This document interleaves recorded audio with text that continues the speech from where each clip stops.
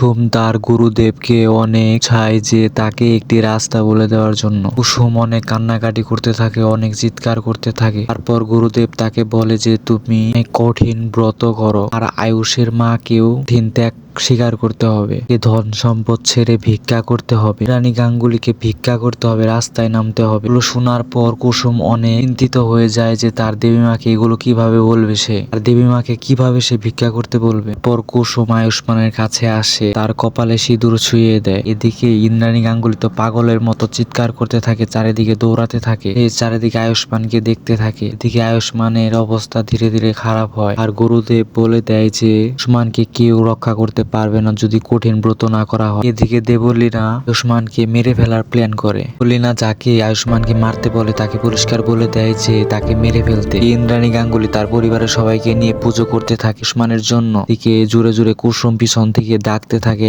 আর সবাই তো হয়ে যায় যে আয়ুষের কোনো কিছু হলো কিনা। আগামী পর্ব দেখতে এখনই সাবস্ক্রাইব করুন।